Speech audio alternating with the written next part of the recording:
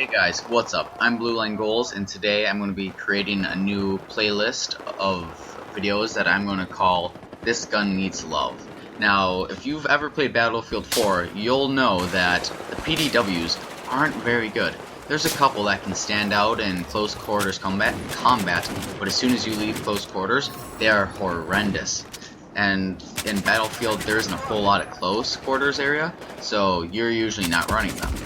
And so first off, let's get to this gun's stats. And let's start with the pros today.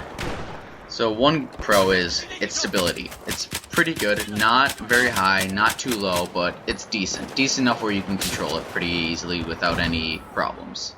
Next off is its magazine size is amazing at 51 rounds.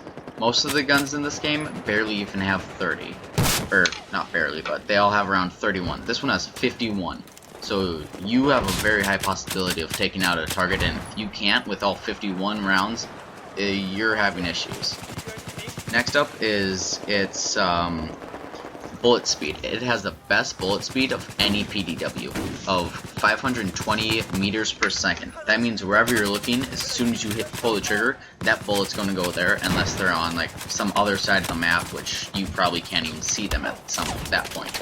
So I highly suggest putting a silencer on this gun, because it slightly affects it, but it brings it down to about the same speed as most of the PDWs then in this game, which isn't bad. As long as you stay in close quarters combat, you should be fine.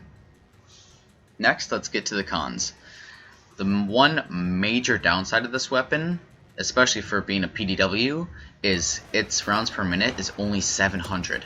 That's the lowest of the PDWs. That's even almost the lowest of the assault rifles.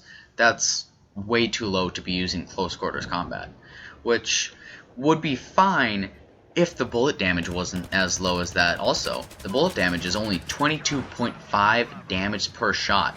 That means to get and that's maximum. That means to get a kill in close quarters, you're going to need at least to hit 5 shots in their body, and that's with a rate of fire of only 700. Now see, why would you be using this gun with a rate of 700 when you can be using something like the SR2 or something with 900 rounds per minute instead of 700? That's a giant difference. And also, its minimum damage, so if you're at long range, is only 14.3. That's horrible. That's going to take 7 shots to the body to kill him. 7 whole shots. Where any other gun in the game will probably kill you in 5. 7 to 5, and that low of an RPM. I cannot speak. RPM is just horrendous. Lastly is its long reload. It has a short reload of 2 seconds, which isn't that bad. That's about average. That's pretty good. But its long reload is 3.3 seconds. That's not horrible. That's not the slowest, but it's pretty bad. It's getting up there. So whenever you use all 51 rounds, which really you probably won't run into all that often, but when you do, it takes forever to reload this gun.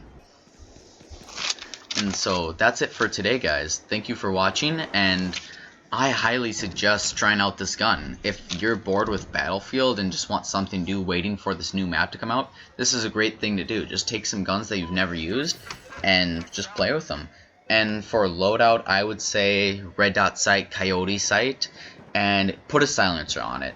A silencer will be very nice, make it a lot more reliable, but even then, it's going to be hard to get used to and try out, but hey, it's fun to do.